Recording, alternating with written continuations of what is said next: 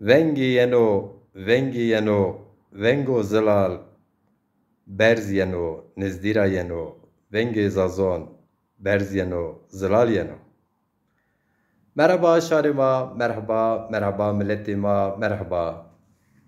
Aşma yo bi yo, piru, milleti xwe, şarê xwe, selam kene. Şimazon yoy keşkulan, yani yoy Eylül'e Kongre maya lez esta. Kongre dezapar lez. No semedra programı kongre ma biyo tamam. Hazire biya tamam. Nizdi mend nizdi mend ki roja ki kongre ma biruca eğer rojra nizdi mend. Maşma şarixu piruvoneni kongra dezapar ya les. Kongreye les. Hani Türkivane olağanüstü kongre. Programı kongrama net biyo. Zalal biyo. Se milleti ma, se avin çemone ma, koyone ma zalal biyo. Era tipya hazire maye ki peyini mendi eyzi dima beni hadre, beni hazir nezdira kongrema nezdira yinaca. Merhaba saygıdeğer halkımız merhaba. Hepinizi saygıyla, sevgiyle selamlıyoruz. Partimiz Dezapar olağanüstü kongre günlerine yaklaştık.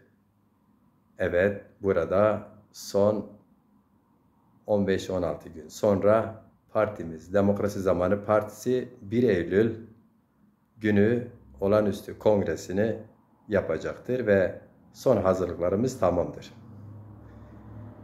Partimiz yeni dönem eş başkanlık ya da bizim tabirimizde eşit başkanlık sistemiyle devam edecek ve 2 eşit başkan seçilecek bu kongrede. Onlardan biri ben Ali Demirel ve yine saygıdeğer Hüseyin Özdağ hocamla birlikte yeni dönemi gösteriyoruz. Bu arada fotoğraflarda gördüğünüz partimizin eski başkanlarından Gülender Kılıç Hanım ortada. Yine şimdiki genel başkanımız İlhami Çağrıtekin ve yine benden görünen sol tarafta ise ben Ali Demirel. Üzülerek söyleyeyim, Hüseyin Özdağ hocanın fotoğrafı henüz genel merkezimize ulaşmadığı için şu an ekranda gördüğünüz genel başkan adayı ya da eşit başkanlık sisteminin adayı ben. Yine eski başkanlarımızda Gülender Kılıç ve şimdiki mevcut genel başkanımız İlhami Çağrıtekin'in fotoğrafları tek görünüyor. Partimizin kongre programı netleşmiştir. Parti üyelerimiz, parti yönetimimiz, yönetim kurulumuz ve partimizin sempatizanları herkes 1 Eylül'ü bekliyor. Biz de halkımızı bu vesileyle 1 Eylül'de yapacağımız olağanüstü Dezapar Kongresi'ne davet ediyoruz efendim. Saygılar, sevgiler.